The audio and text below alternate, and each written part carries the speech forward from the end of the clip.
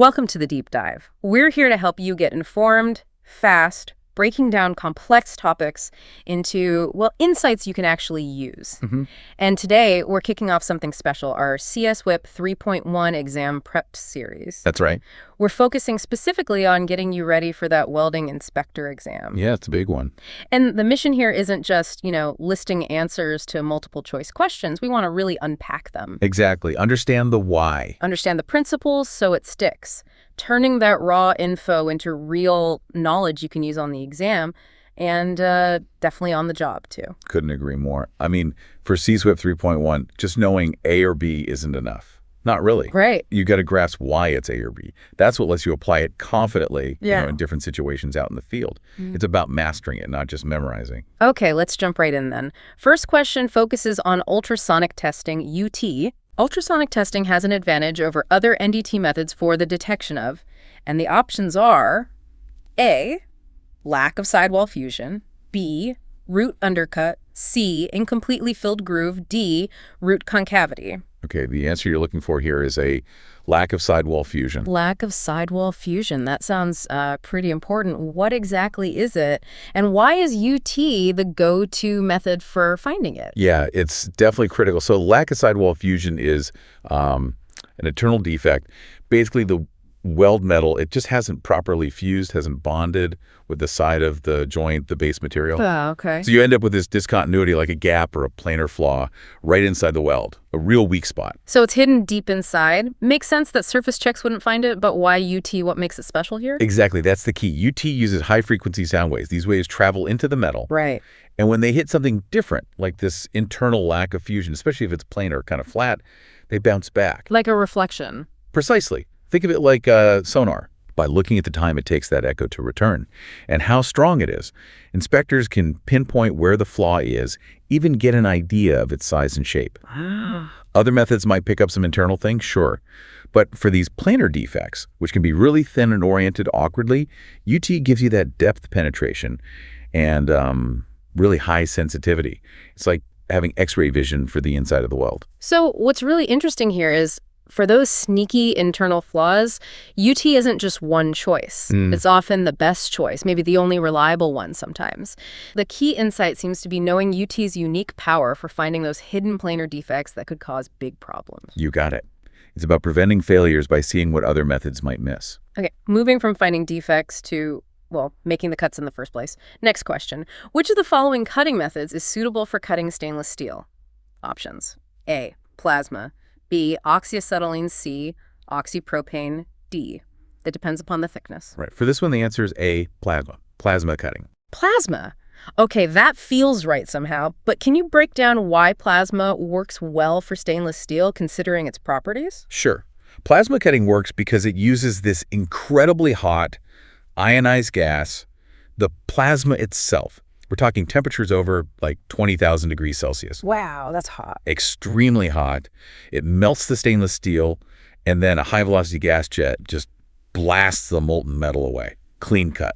So it just powers through the melting point. Essentially, yes. Sure. The intense heat overcomes stainless steel's high melting point and its resistance to oxidation. Okay, so what about the others? Oxyacetylene, oxypropane. Yep. They're common for regular steel, right? But why don't they work well on stainless? That's a really important difference. It comes down to the chemistry, the metallurgy. Ah. Oxyacetylene and oxypropane, those are oxy-fuel methods. They don't just melt. They rely on an oxidation reaction, basically. Rapid rusting to cut. Right, you heat it up and hit it with oxygen. Exactly. Yeah. But stainless steel has a lot of chromium in it. And when chromium gets hot in the presence of oxygen, it forms this very stable, tough layer of chromium oxide. Like a protective skin. Precisely. And that oxide layer acts as a barrier. It stops the oxidation reaction that the oxy-fuel process needs to keep going. It smothers the reaction. I see. So you can't get that continuous, clean cut like you do with carbon steel. You might melt it eventually, but it won't be a good cut. Probably make a mess. So the takeaway for someone on the job is knowing your materials. It's not just about picking any cutter, it's matching the process to the material's chemistry. Absolutely. Using the wrong tool means bad cuts, maybe wasted material, extra work. It's about efficiency and quality, driven by understanding the science. Spot on. Okay, so we've talked finding flaws and making cuts, but what about repairs? Fixing things already in use. that brings its own headaches, right? Which leads to question 3. Repair welding of in-service plant and equipment may be more difficult than making repairs during initial fabrication because options. A, the material may be contaminated. B, access to repair area may be difficult. C, positional welding may be needed.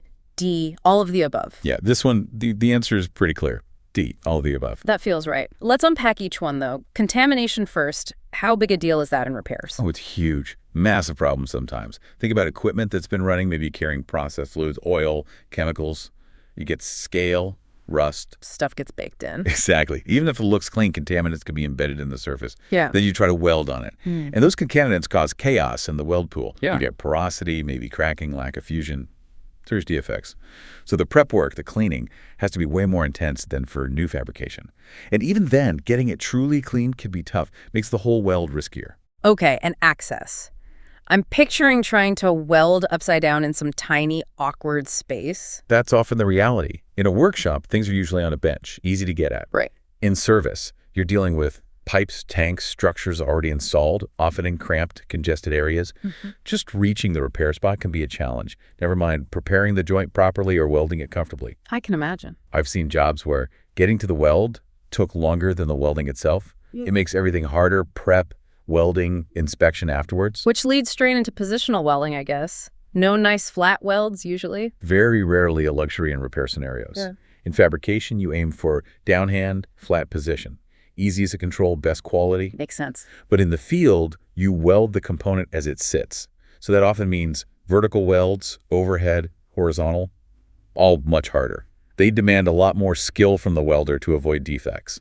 Gravity is not your friend in overhead welding. So it's clear it's not just about the weld, it's the whole situation, the dirty material, the awkward spot, the difficult position. The real insight seems to be that in-service repair requires this whole extra layer of planning, skill, and awareness of the environment. It really highlights the expertise needed. It certainly does. It's problem solving under difficult conditions. Okay, let's shift gears to the welder themselves. Qualifications. A welder approval certificate should be withdrawn if options. A, he has not done any welding for 4 months. B, he has been absent from work for 7 months. C, the repair rate for his work exceeds 1%.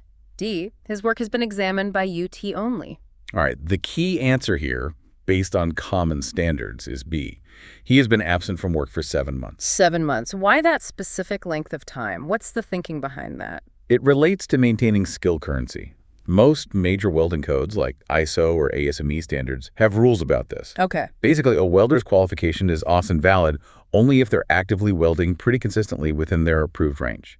There's usually a time limit for inactivity. And 6 months is common. 6 months is a very common period. If you go longer than that without welding, say 7 months, like in the assumption is your practical skills might have, faded a bit, lack of practice. Any skill, really. Use it or lose it. Pretty much. So to ensure they're still sharp and safe, they typically need to requalify or at least retest before welding again under that certificate. Got it. So why aren't the other options the main reason for withdrawal, like 4 months absence? Well, 4 months might still be within a grace period, depending on the exact standard. Maybe just needs a quick check weld. It's usually that longer, unbroken absence that automatically triggers the need for requalification. And a high repair rate, say over 1%. That's definitely a performance issue. It would likely trigger action, maybe retraining, closer monitoring, even a retest on specific tasks. Yeah. But it doesn't usually mean automatic withdrawal of the whole certificate just based on validity rules. It's about fixing the performance problem. Right. And UT examination. Oh, UT is a perfectly valid NDT method. Examining qualification welds with UT is standard practice. Absolutely not a reason for withdrawal. So the deeper point here is that competence isn't just a one-time test. It's ongoing. That certificate really represents current practice skill, which is vital for safety and quality. It emphasizes that responsibility for maintaining standards. Well put. It's about ensuring continued competence. Okay, final question for this deep dive. Back to inspection techniques. The sensitivity of a radiograph is assessed. Your options. A, by using a densitometer. B, by using an image quality indicator, IQI. C, from the KVA used. D, from the source tube to work standoff distance used. All right, the answer here is B, By using an image quality indicator, IQI. IQI, image quality indicator, sounds descriptive. What is it, and how does it check sensitivity? Okay, so an IQI, sometimes people call it a penetrometer or a penny. It's a small, standardized device. You place it on the object you're radiographing, right next to the weld usually. Ah, so it gets x-rayed along with the part? Exactly. Its whole purpose is to give you a direct visible check on the radiograph itself, showing how good the image quality is, and specifically how sensitive it is. Can it actually reveal small flaws? Like a little test pattern built into the x-ray. That's a great way to think about it, yeah. IQIs usually have a set of fine wires with different thicknesses or maybe small holes of different diameters. Okay. When you look at the developed radiograph, you check the IQI image. The smallest wire or smallest hole you can clearly see tells you the sensitivity level achieved for that specific shot. So it confirms you could actually see a flaw of that size if it were present? Precisely. It's your objective proof of sensitivity for that radiograph. And the other options, densitometer, KVA, distance, how do they fit in or not fit in? Right, so a densitometer measures the darkness of the film. Density. That's vital for proper viewing, but it doesn't directly measure sensitivity, the smallest detectable detail. Got it. KVA, the voltage, and the source to film distance. Those are critical settings the operator chooses before taking the shot. Right, the setup parameter. Exactly. They heavily influence the final image quality, contrast, sharpness, and therefore the potential sensitivity. But they don't assess the sensitivity of the finished radiograph. The IQI is the tool that does the actual assessment on the final image. So the core idea is confidence. The IQI provides that objective proof that your inspection image is actually good enough to find the small, critical things you're looking for. Couldn't have said it better. It ensures the radiograph is fit for purpose. You know what you can reliably detect. Wow, okay. We've really covered some ground today. Essential stuff for anyone heading towards that CSWIP 3.1 exam. Definitely.